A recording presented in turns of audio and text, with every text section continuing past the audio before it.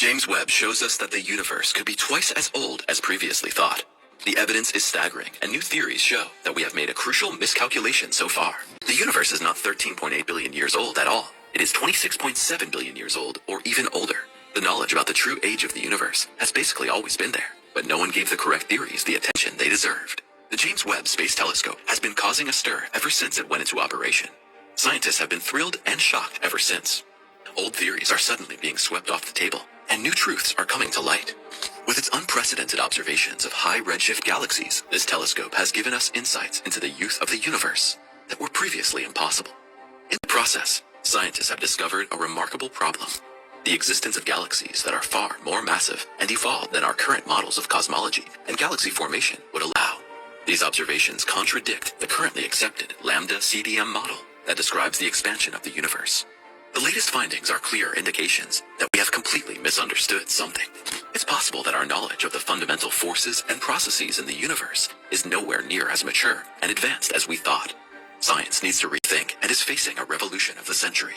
Against the backdrop of fascinating discoveries, a completely new physics is emerging that will not only revolutionize our view of the universe, but also change the very foundations of physics itself.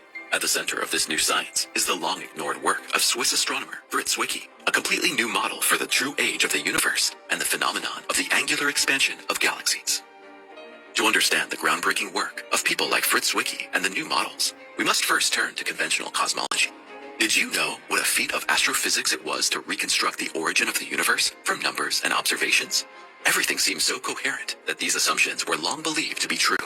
The Big Bang marked the beginning of the universe as we had previously imagined it. This event was the moment when the universe began to expand and cool from a single and extremely hot, dense point. The Big Bang laid the foundation for everything that would follow, from the most elementary particles to the mightiest galaxies. In the first moments after the Big Bang, the simplest elements, such as hydrogen and helium, were created through processes such as nucleosynthesis. After the Big Bang, the universe entered the Dark Ages, a period of several 100 million years, during which there were no light sources. Slowly, the universe continued to cool down, and the first structures formed under the influence of gravity. Although there were no stars and galaxies, this was a crucial era for the formation of the basic building blocks of matter and the cosmic structures that we can still observe today. The era of hydrogen reionization is thought to have begun about 400 million years after the Big Bang and lasted until about 100 billion years after the Big Bang. During this time, the first stars and galaxies are said to have formed, whose intense radiation had enough energy to ionize the neutral hydrogen in the intergalactic medium. This process ended the Dark Ages, when the universe became more transparent and light could travel greater distances.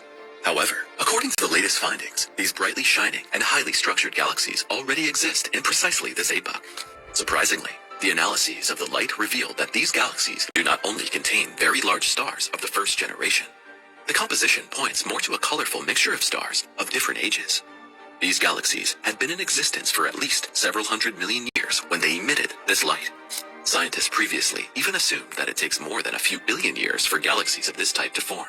But the catch with the previous standard model of cosmology is that, according to the old calculations, the Big Bang was only a few 100 million years ago at that time.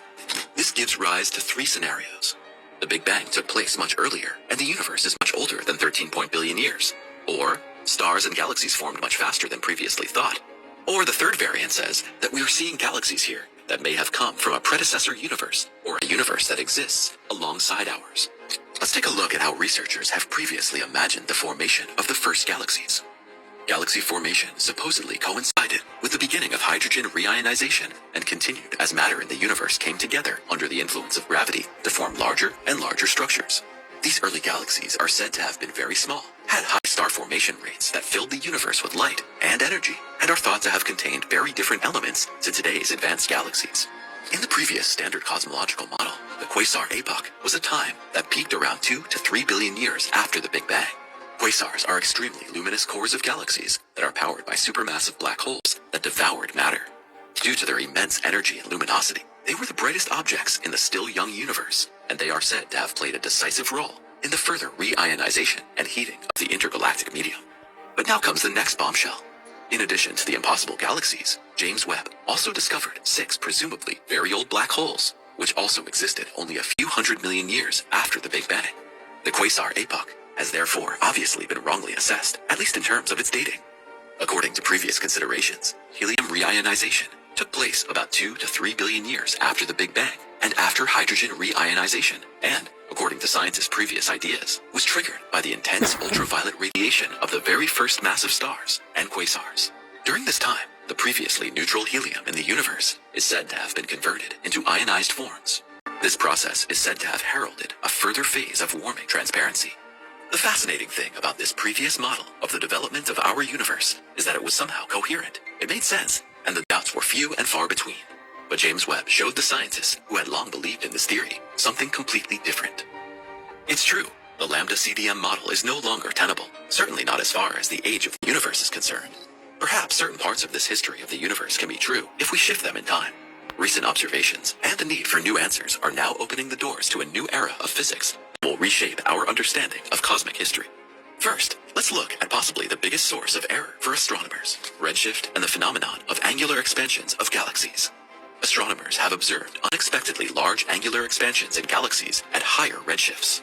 These observations suggest that galaxies may have evolved earlier and faster than predicted by the current cosmological lambda CDM model.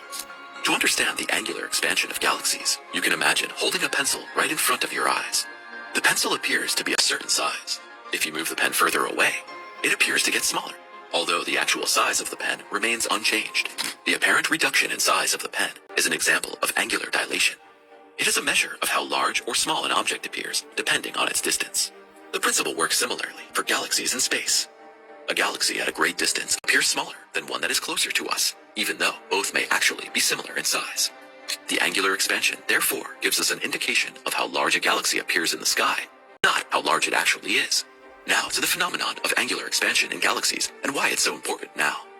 In astronomy, you would expect that as an object, like a galaxy, gets further and further away, its angular extent gets smaller and smaller. And this is true, but only up to a certain point. At a certain redshift, a measure of distance based on the shift of light to longer wavelengths, we observe an unexpected turning point. Instead of continuing to decrease, the angular size of galaxies begins to increase again. This phenomenon indicates that the universe has certain properties in its expansion that do not correspond to our previous models. It could show that the expansion of the universe is not uniform, but has behaved differently in different epochs. It will be particularly interesting if the observed increase in angular expansion occurs at very high redshifts, suggesting that the universe may have expanded differently in the past than we have explained so far with our current cosmological models. Lumet and Hubble were considered the fathers of the Big Bang Theory, but Zwicky was certain that Hubble at least made a crucial mistake when he observed distant galaxies. Fritz Zwicky was born in 1898, grew up in Switzerland, and later conducted research in the USA and elsewhere. Zwicky shone with his sharp mind, but also caused controversy with his often controversial theories. One of his remarkable ideas is the tired light hypothesis, which he presented in the 1920s, and which is now becoming topical again.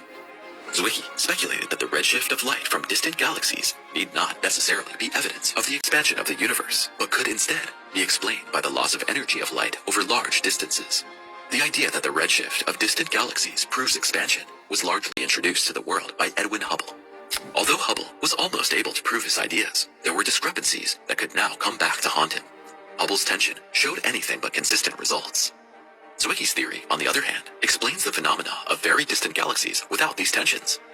Zwicky can no longer personally enjoy the late triumph that may now be dawning, but a researcher of modern times could now become a star in the scientific firmament. The Indian-born researcher from Canada, Rajendra Gupta, combined Zwicky's model of tired light with the varying coupling constants. This led Gupta to an exciting assessment of the age of the universe.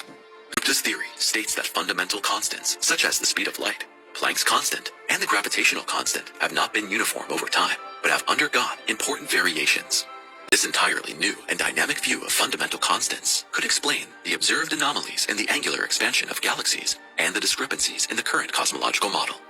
Gupta's work now opens up a fascinating new perspective, and if it proves to be true, our universe is far more complex and variable than previously thought.